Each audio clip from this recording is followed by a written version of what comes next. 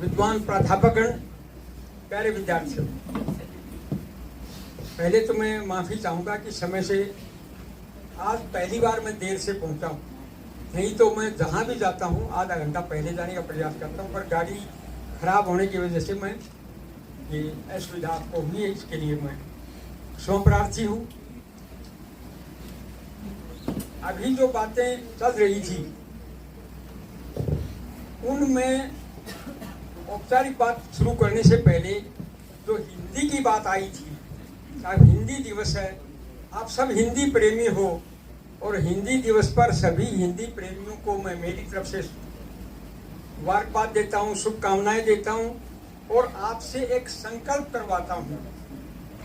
जो जो बच्चे इस संकल्प को पूरा करें, केवल वही अपने मन में संकल्प ले लें, दूसरों को ना बताएं।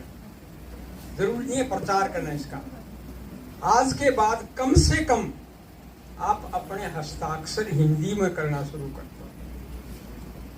बहुत छोटा काम है, पर शुरुआत आपने जो एमफिल पीएचडी करोगे वो उसकी बुनियाद वो क है जो आपके बड़े भाई ने, बहन ने, बुआ ने आपका हाथ पकड़ के लिखवाया था, उसके ऊपर ये पीएचडी खड़ी।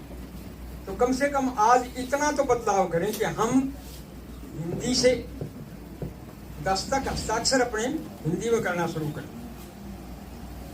एक व्यक्ति हुए हैं हरियाणा के doctor Swaroop Singh. Doctor Swaroop Singh Cambridge university में अंग्रेजी के प्रोफेसर थे, यूपीएससी के चेयरमैन रहे, दिल्ली यूनिवर्सिटी के वाइस चांसलर रहे। दो भाषा बोलते थे, दो ही पोशाक पहनते थे, या तो सूट बूट पहनते थे, टाई लगाते थे, या धोती कुर्ता और गांव में जो पहले कोची जूते बनाता था वो जूतियां पहनते थे। किसी ने पूछ लिया भी ये आपकी दो क्या रूप हैं, तो उनका भी ये अंग्रेजी तो मेरी रोजी रोटी की भाषा है और ये हरियाणवी बोलता था, हरियाणवी मेरी मातृभाषा है, और बीच में तीसरी का क्या मतलब। कभी संकोच नहीं हुआ उनको। कैम्ब्रिज यूनिवर्सिटी में हिंदी नहीं हरियाणवी बोली है उन्होंने। एक बात आई थी कि आप कविताएं लिखो। आज के अखबार में एक विज्ञापन आया है महिला बाल विकास विभाग का कि पोषण के ऊपर जो बच्चे कविता लिखेंगे उसका समय अवधि है, उसको आप उस बताए पते पर भेज दोगे तो वो अच्छी कविता जिसकी होगी उसको 5,000, 3,000 और 2,000 इनाम मिलेगा। ऐसी हिंदी में अनेक प्रतियोगिताएं होती रहती है, ऑनलाइन प्रतियोगिताएं हैं। तो अब मैं अपने विषय पर आता हूं कि ज्यादा लंबी भूमिका ना बना के रोजगार की क्या संभावनाएं हैं। अब रोजगार की संभावनाओं से पहले थोड़ा सा हम हिंदी के बारे में चर्चा करेंगे, जिनको आप पहले से बहुत सुन चुके होंगे। दुनिया की आबादी आज की तारीख में 795.09 करोड़ है।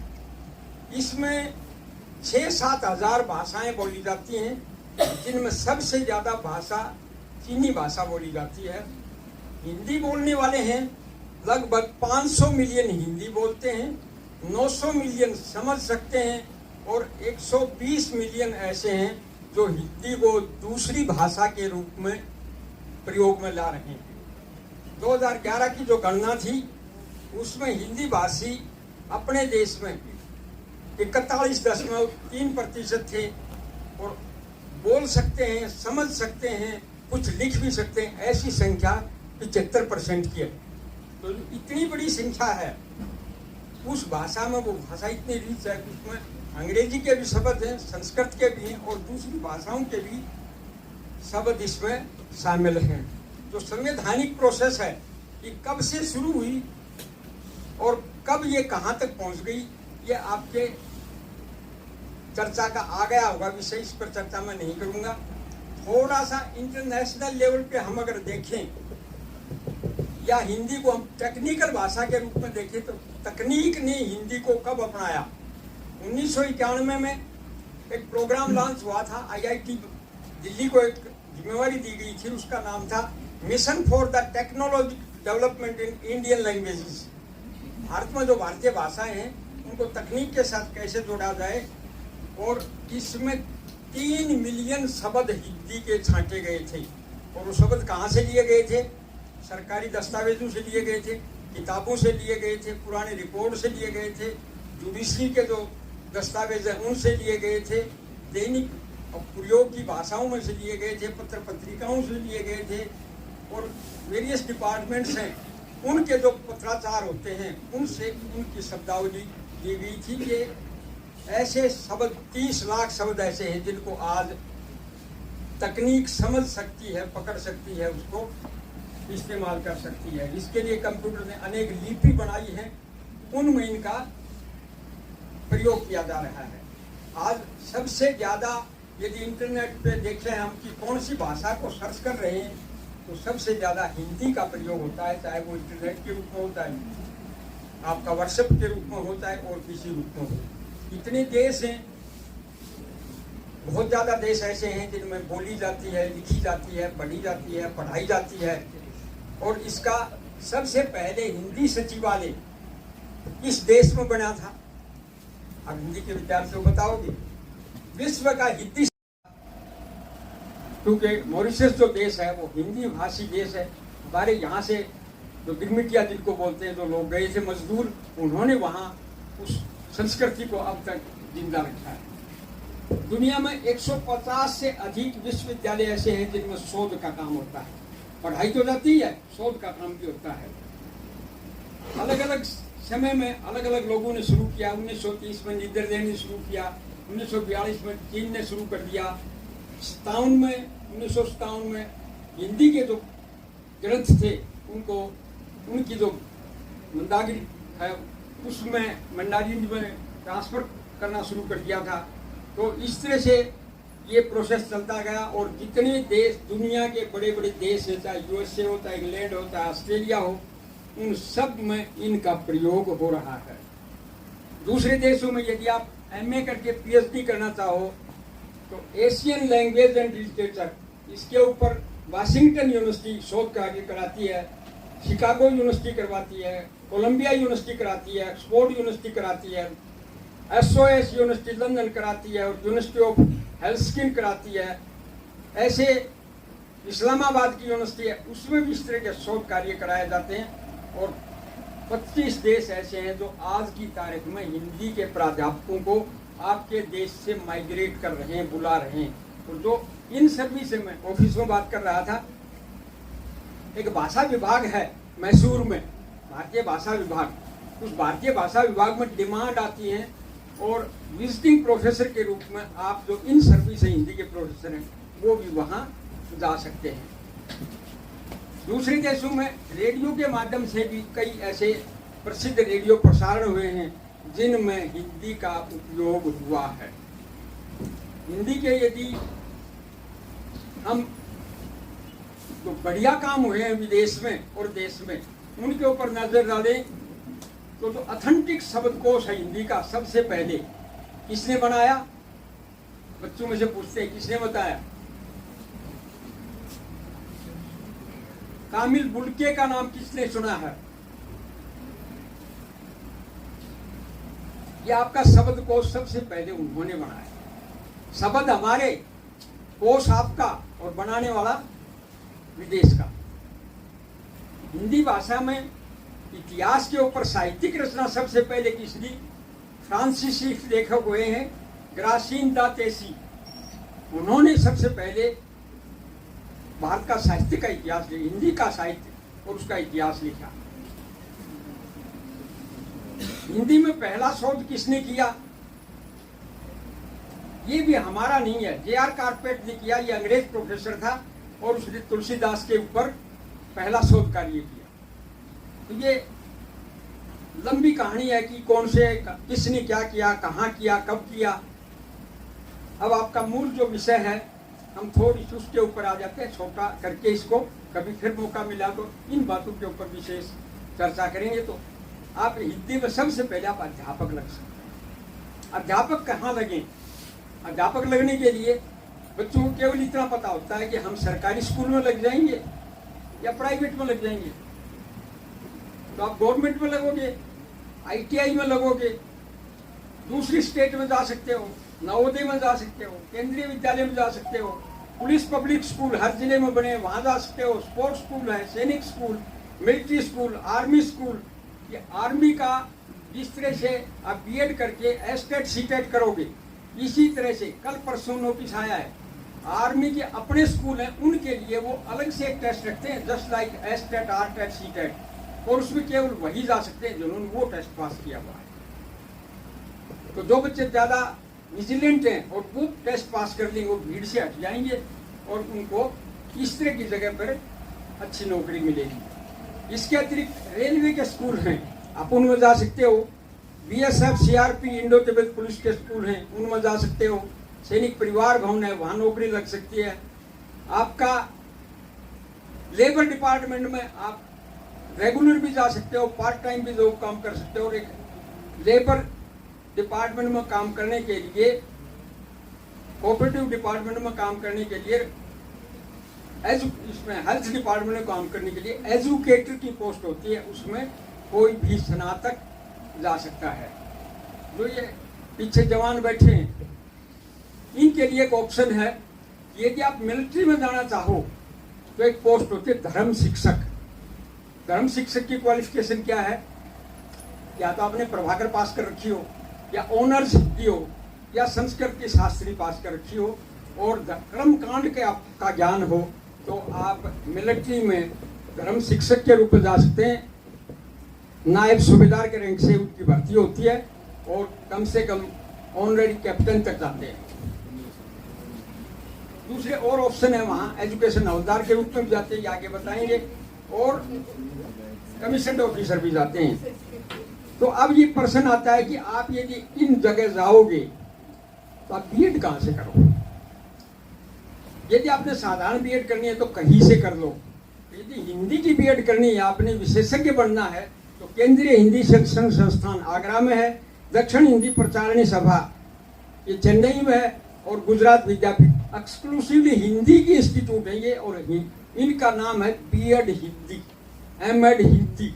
आपको केवल हिंदी के विशेषज्ञ बनोगे आप, और यहां से करने के बाद आप हिंदी के अध्यापक, प्राध्यापक लग सकते हो।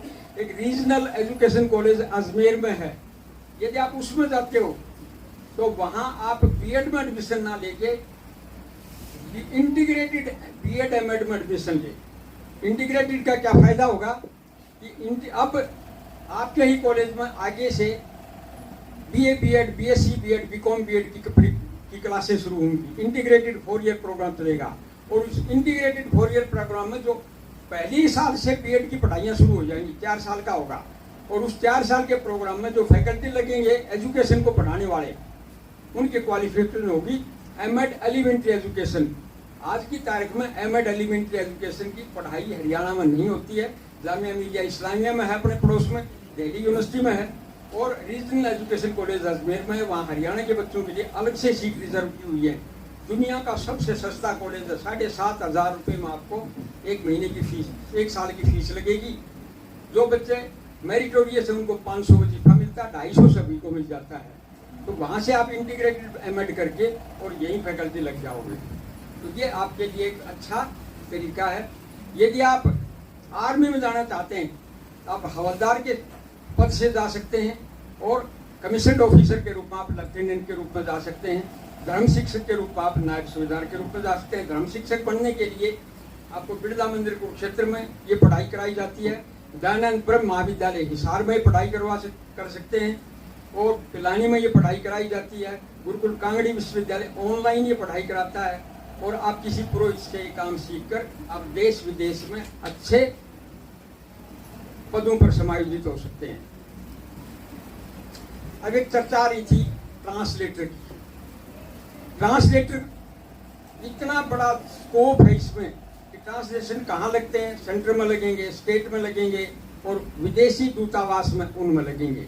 और ट्रांसलेटर का यदि आप काम करना शुरू कर देते हैं तो आज आप घर जाकर शाम को गूगल पे सर्च करना ट्रांसलेशन जॉब नियर आदमपुर, तो आपको कोई ना कोई हिसार की, सिरसा की या दिल्ली की एजेंसी मिलेगी। 2 काम इतने बढ़िया है जो आप घर में कर सकते हो, टाइपिंग का और ट्रांसलेशन का। वो आपके साथ एग्रीमेंट करेंगे कि आप कितना ट्रांसलेशन का काम कर सकते हो। जो बच्चे ऑनर्स क्लास में हैं उनको मैं सलाह दूंगा, तो एमए वाले हैं उनको भी, कि आप यूजीसी ने आपको एक अनुमति दे दी है कि आप एक रेगुलर कोर्स और एक डिस्टेंस मोड से दोनों साइमल्टेनियसली कर सकते हो और दोनों मान्य होंगे। तो आप जब एमए में चले जाते हो तो आप साधारण एमए के साथ साथ पीजी डिप्लोमा इन ट्रांसलेशन ये डिस्टेंस मोड से कर लो किसी भी यूनिवर्सिटी से, तो आपकी क्वालिफिकेशन डबल हो जाएगी। आप ट्रांसलेटर की पोस्ट पे भी जा सकते हो और असिस्टेंट प्रोफेसर के रूप में भी जा सकते हो। ट्रांसलेटर दो तरह के होते हैं, जूनियर ट्रांसलेटर, एक सीनियर ट्रांसलेटर। जूनियर ट्रांसलेटर को आपके स्कूल कैडर का ग्रेड मिलता है और सीनियर ट्रांसलेटर को आपका असिस्टेंट प्रोफेसर वाला ग्रेड मिलेगा। पर आप यदि कैलकुलेशन करोगे कंपटीटर की तो आपको असिस्टेंट प्रोफेसर के लिए तो इतनी भीड़ मिल जाएगी कि आप गिनती नहीं कर पाओगे, और ट्रांसलेटर के लिए आप बहुत थोड़े मिलोगे। एक और पोस्ट निकलती है इसमें, जिसका नाम रखा है हिंदी अधिकारी, वो भी ट्रांसलेटर के जैसा ही है, हिंदी अधिकारी। वो भी कई ऐसी उसकी जो क्वालिफिकेशन है ट्रांसलेटर की और हिंदी अधिकारी की, वो ऐसी टेक्निकल बना रखी है, उसमें हम हरियाणा के जो बच्चे हैं वो बिल्कुल फिट आते हैं। दूसरों को वो करने के लिए स्पेशल विषय लेने पड़ते हैं। उसकी क्वालिफिकेशन है कि आपके पास ग्रेजुएशन तक अंग्रेजी पढ़ी हो और हिंदी संस्कृत में आप पीजी हो, या आपने बीए तक इलेक्टिव हिंदी पढ़ी हो या ऑनर्स कोर्स किया हो और आपने अंग्रेजी की एमए कर रखी हो। तो ये बहुत सी स्टेट में, जैसे राजस्थान है, वहाँ इंग्लिश नहीं है, बीए तक नहीं पढ़ते, उन्होंने सब्जेक्ट ले रखा है, वही पढ़ सकते। हमारे पास हिंदी भी है, हमारे पास इंग्लिश भी है, और आप एमए कर रहे हो तो आप ट्रांसलेटर की पोस्ट के लिए, हिंदी अधिकारी की पोस्ट के लिए बहुत सही बैठते हो। इसमें दोनों भाषाओं का ज्ञान होना बहुत जरूरी है। और ये कहाँ कहाँ काम मिलता है, इनमें जितने भी प्रख्यात जो लेखक हैं, एमिनेंट स्कॉलर्स हैं, उनकी किताबों का हिंदी में अनुवाद करवाते हैं। और अब तो एक बहुत बड़ा जॉब आ रहा है हिंदी में ट्रांसलेशन करने का। ये सरकार ने कह दिया है कि मेडिकल की पढ़ाई, लॉ की पढ़ाई और इंजीनियरिंग की पढ़ाई हिंदी में भी कराई जाएगी, और हिंदी के विषयों की हिंदी में किताबें नहीं मिल रही, तो आप ट्रांसलेशन का काम करके ये काम कर सकते हैं। एक और छोटा सा काम और जुड़ सकता है इसमें, कि आप 300 रुपये खर्च करके उर्दू सीख लो। और उर्दू सीखने का फायदा क्या होगा कि हेल्थ डिपार्टमेंट में और रेवेन्यू डिपार्टमेंट में पुराना जो रिकॉर्ड देखने चाहोगे तो उसके लिए आपको उर्दू की मदद लेनी पड़ेगी। जामिया मिलिया इस्लामिया यूनिवर्सिटी 100 रुपये में सिखाती है, और हरियाणा उर्दू अकेडमी 300 रुपये में सिखाती है। उर्दू सीखने के बाद यूपी गवर्नमेंट ने जितना पुराना रिकॉर्ड उनका उर्दू में है उस सब का अनुवाद हिंदी में करवा रही है। इतना ज्यादा जोर आ रहा है। आपने कभी कोर्ट में किसी का काम पड़ा हो, या कोई वकील साथी हो किसी का, या वैसे कोर्ट में जाकर देखना किसी से बावजूद वकालतनामा जो बात, उसका नाम ही उर्दू का वकालतनामा, और उस वकालतनामे में जो शब्द लिखे हुए हैं ना, उसी वकील से यूँ पूछ लो शुरू से आखिर तक इसकी हिंदी करके बता दे, वो ये बता दे तो इसमें क्या लिखा हुआ है। दस्तक कर रहे हैं हम और वो करवा रहा है, और मजमून क्या है ये किसी को नहीं पता, उनको हिंदी करवा रही है, जिस कम से कम क्लाइंट को समझ आए। सुप्रीम कोर्ट के माननीय चीफ जस्टिस ने कह दिया कि बहस भी उस भाषा में जिस भाषा का क्लाइंट है, और आदेश भी, ऑर्डर की कॉपी उसको उसी भाषा में मिले। दोनों वकील और जज मिलकर क्या बोल रहे हैं, उससे फीस ले रखी है, और उसके भाग्य का फैसला हो रहा है या उल्टा हो रहा है उसे पता ही नहीं लगता, ये गलत है। तो आने वाला समय आपकी भाषा का, आपकी हिंदी का बहुत ज्यादा है। तो आप ये तो ट्रांसलेशन का काम है, इसमें फ्रीलांसर के रूप में आप घर बैठे काम कर सकते हैं, अपने फर्म बना सकते हैं, किसी फर्म के साथ आप कंट्रीब्यूट कर सकते हैं। और रेट्स क्या हैं इसके आज की तारीख में? अब मैं बाजार में जाऊं और आपसे पूछूंगी आप ये ले आए हो क्या भाव है, तो आपको पता लग जाएगा 20 है, 22 है, 40 है, 50 है। तो इसी तरह से इसके रेट क्या है पर वर्ड और पर पेज, 60 से 100 रुपए पर पेज। ट्रांसलेशन आप करोगे, ट्रांसलेटर का काम करोगे, तो एक पेज के 60 से 100 तक ये मार्केट रेट है। बार्गेनिंग हो गया आपसे, जो 50 में करवा ले आप 70 में ले लो। और यदि आप शब्द के ऐसे हैं जिनको शब्दों से आंका जाता है, जैसे चाइनीज है, यदि आप चाइनीज में एक्सपर्ट बन जाते हैं तो 0.75 से 3 रुपए पर वर्ड, 3 रुपए मिलेंगे आपको एक वर्ड के। किताब में कितने वर्ड होते हैं गिन नहीं पाओगे, पेज के गिनोगे। इतना जॉब मार्केट है कि आप ट्रांसलेट करोगे तो ट्रांसलेटर में आपको कितना समय लगेगा। कुछ ऐसे पब्लिशर हैं जिन्होंने ये काम शुरू करवा दिया है। अब ये जो स्कूलों में प्राइवेटाइजेशन आया है, उस प्राइवेटाइजेशन में जो किताबें हैं, उन किताबों का हिंदी की किताबें जाकर उनका अंग्रेजी का अनुवाद करवाते हैं। वहाँ भी आप पब्लिकेशंस में जाकर ही कर सकते हैं और पब्लिशर का काम कर सकते हैं। ये पब्लिशर हैं, पुरानी किताबों का भी ट्रांसलेशन करवाते हैं, नए काम का भी ट्रांसलेशन करवाते हैं। और बेस्ट सेलर जो बुक है, जैसे आपने तस्लीम नसरीन है, बांग्लादेश की एक लेखिका है जो बहुत दिन से पुनर्वास झेल रही है भारत में, उसकी एक किताब है लज्जा, उपन्यास है। ऐसी जो पॉपुलर किताबें हैं उनका ट्रांसलेशन करवाया जा रहा है विभिन्न भाषाओं, तो ऐसी बहुत सी हैं। दूसरा आपका स्कोप है इंटरप्रेटर का। इंटरप्रेटर क्या होता है? दुभाषिया होता है। और दुभाषिया एक भाषा आप और सीख लो। अब तो आपको तो कॉलेज में अगर ये सुविधा नहीं है, आपको अगर यूनिवर्सिटी में जाने का मौका मिल जाता तो वहाँ दूसरी भाषाएं सीखने का आपको मौका मिलता है और दूसरी भाषा सीखकर आप दुभाषिया का काम कर सकते हो। और दुभाषिया थोड़ी सी भी जनरल बातें सीख जाता है तो होटल इंडस्ट्री में, ट्रेड एंड इंडस्ट्रीज में, टूरिज्म में, ऐसे स्थानों के ऊपर उनका इतना स्कोप है। जो दूसरे देशों से जो लोग आते हैं, टूरिस्ट आते हैं, उनके लिए आप दुभाषी के रूप में काम कर सकते हैं। और चाइनीज जो भाषा सीख लेता है तो उसके लिए सबसे बड़ा बाजार आज चीन का है। इकोनॉमी सबसे ज़्यादा चीन की है और बहुत वर्षों तक चीन के लोगों ने अंग्रेजी नहीं सीखी और अंग्रेजी जानने वालों ने चाइनीज नहीं सीखी, तो चाइनीज के माध्यम से भी ये काम किया जाता है। प्रिंट मीडिया, इलेक्ट्रॉनिक और प्रिंट मीडिया, इसमें आप फ्रीलांसर बन के काम कर सकते हैं, संपादक बन सकते हैं, रिपोर्टर बन सकते हैं, फीचर लेखक बन सकते हैं, प्रूफ रीडर बन सकते हैं, उद्घोषक बन सकते हैं, न्यूज़ एडिटर बन सकते हैं। और इसके लिए यदि फॉर्मल एजुकेशन चाहिए आपको तो Indira Gandhi open university course कराती है न्यूज़ रीडर का। और कुछ कोर्सेज उनके और हैं, advance course in radio production and broadcasting, diploma in radio production and radio Jackie, diploma in radio production, diploma in radio प्रसारण, ये करके। और जो MF रेडियो हैं या आपके लोकल रेडियो स्टेशन, जैसे सरसा यूनिवर्सिटी ने एक बना रखा है, तो इस तरह के जो रेडियो स्टेशन है छोटे छोटे, और आप कमर्शियल रूप में भी आप एक स्कीम है सरकार की, उसके लेकर आप अपना ऑन रेडियो स्टेशन भी बना सकते हैं। और इस तरह का काम करके आप घर में भी इस तरह की कम्युनिटी रेडियो बनाकर आप काम कर सकते हैं।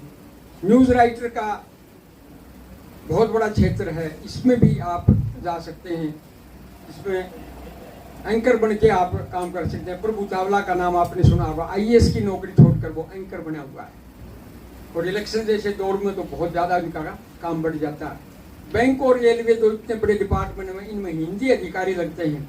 और हिंदी अधिकारी जो लगते हैं उनका काम क्या होता है कि जो आपका अंग्रेजी का जो डॉक्यूमेंट्स है उसका हिंदी का क्या अनुवाद है और हिंदी में उसकी लीगल भाषा क्या बनती है।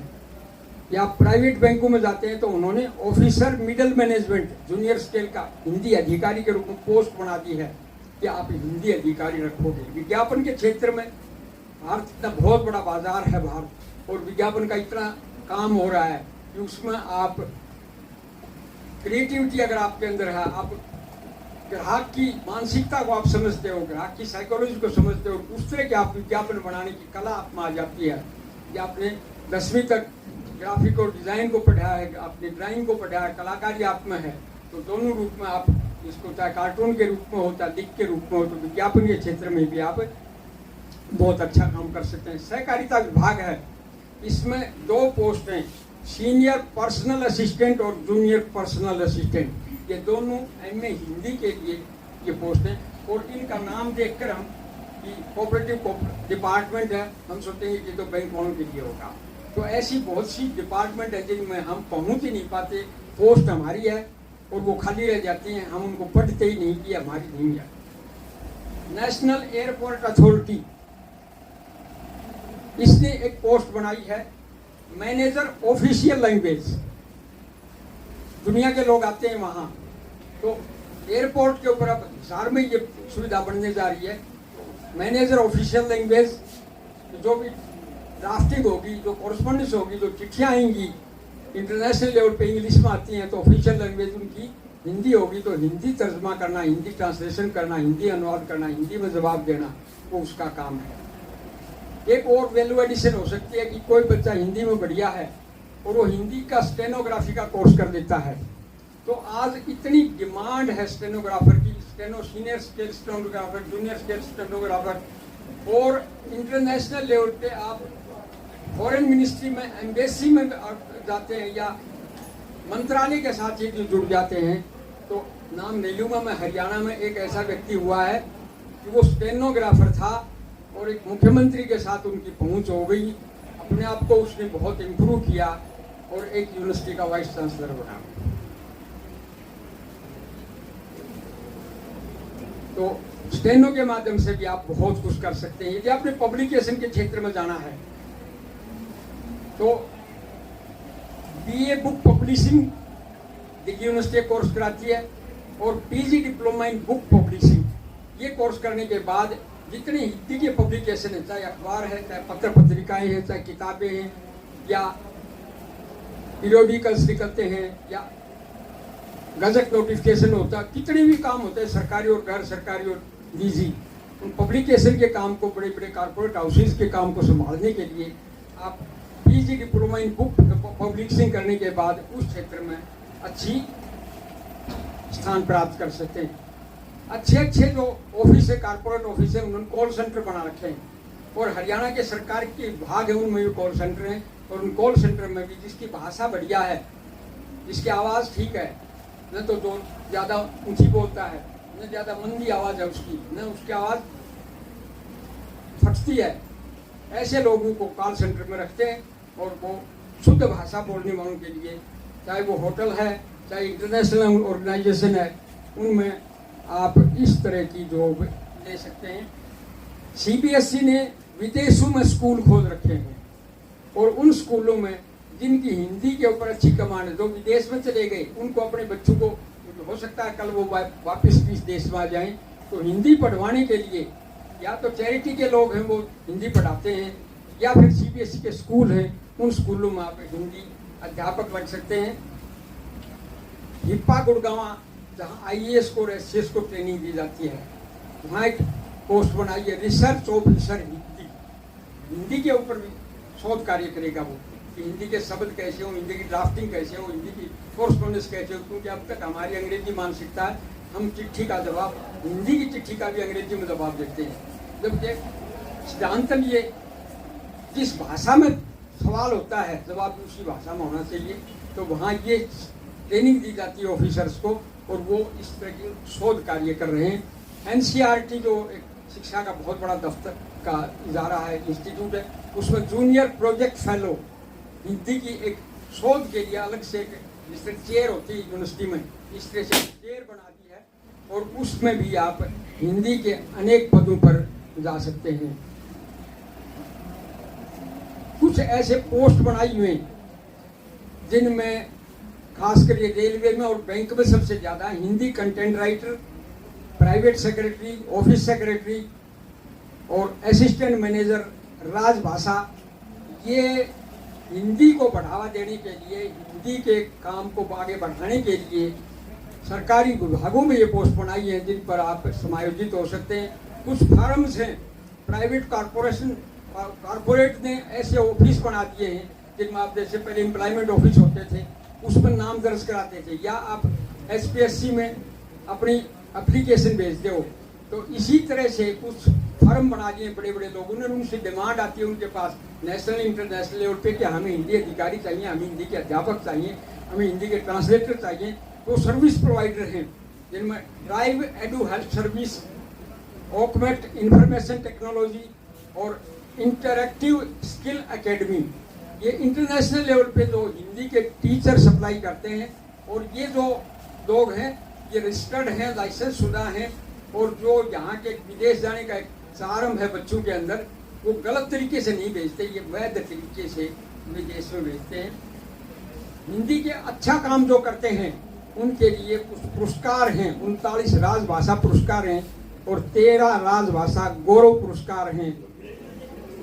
तो ऐसे काम करके आप अच्छी प्लेसमेंट ले सकते हैं। यदि आपको हिंदी का बहुत ज्ञाता बनना है तो एक महात्मा गांधी अंतर्राष्ट्रीय विश्वविद्यालय है वार्धा में, हमारे यहाँ केवल MA हिंदी है, वहाँ MA linguistic, MA applied linguistic, MA language technology, MA computational linguistic, computer में इसको लैंग्वेज को कैसे टेक्निक के साथ कैसे जोड़ा जाए, MA comparative literature, MA translation studies, ये ऐसे कोर्सेज हैं जिनको वहाँ से करके आप हिंदी का जो नया तकनीक के साथ हिंदी को जोड़ा जा रहा है, उसके जो करंट बाजार है, रोजगार बाजार हिंदी का, उसके साथ जुड़कर आप अच्छी प्लेसमेंट ले सकते हैं। और इस तरह से आप इलेक्ट्रॉनिक मीडिया, प्रिंट मीडिया में भी अपना अच्छा स्थान बना सकते हैं।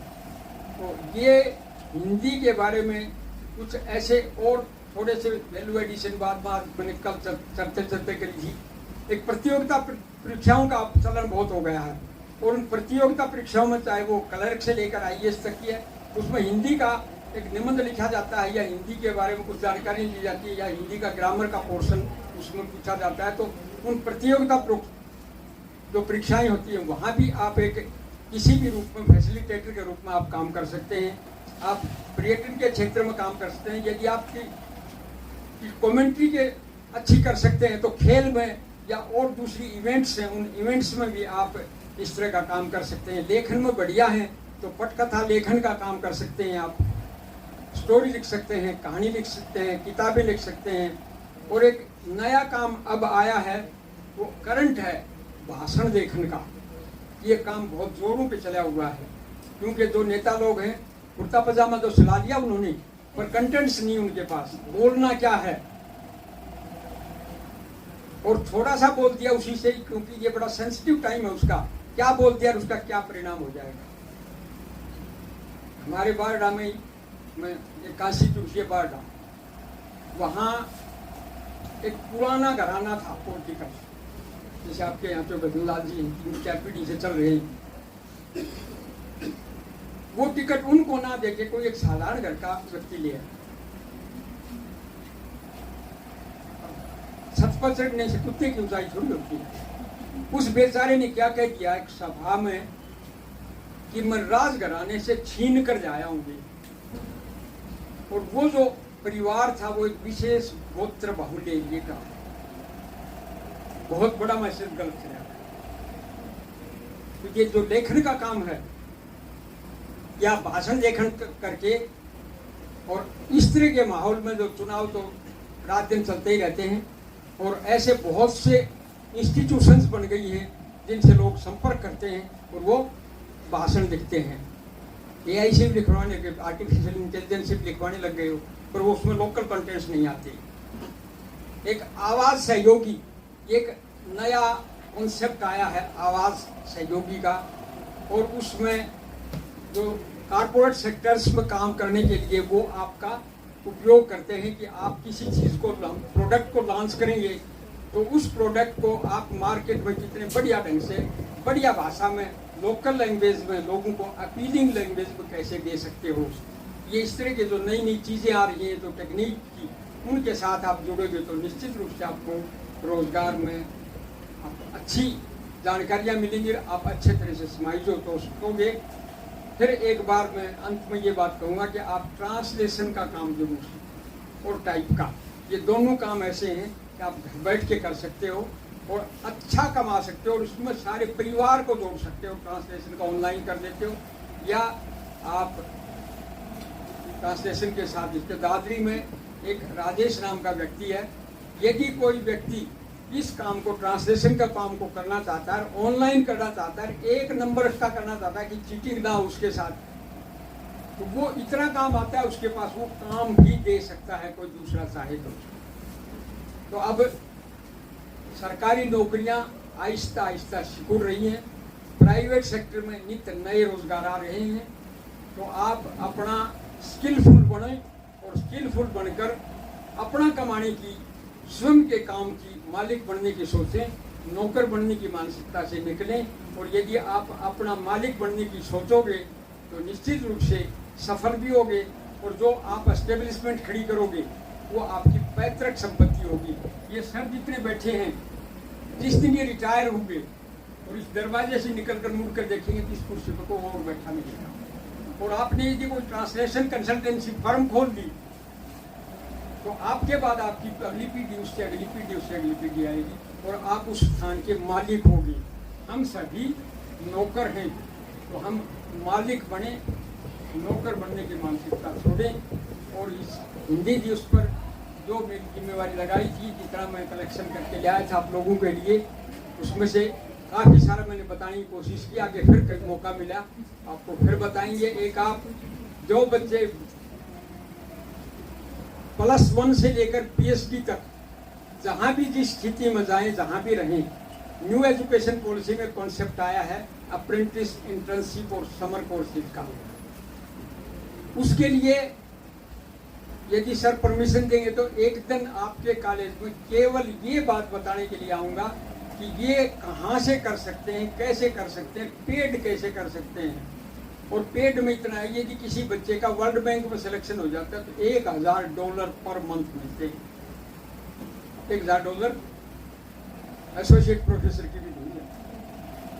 ऐसी ऐसी इंटर्नशिप हैं, उनके बारे में 3 कॉलेज ऐसे हैं हरियाणा में। एक आपका कॉलेज है, एक कुरुक्षेत्र का दयानंद महिला महाविद्यालय और दादरी का जनता कॉलेज है। तीनों मैंने अपने मन से अडोप्ट कर रहे हैं। मैं भावनात्मक रूप से इनसे जुड़ा हुआ हूँ और मेरे साथ आपके बच्चे भी बहुत जुड़े हुए हैं, जो फोन करते रहते हैं, पूछते रहते हैं।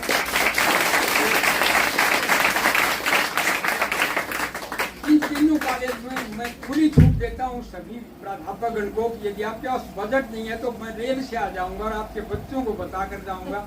मुझे आप केवल एक फोन कर दिया करो कि फला तारीख को आ जाओ। आप सबका बुलाने के लिए, सुनने के लिए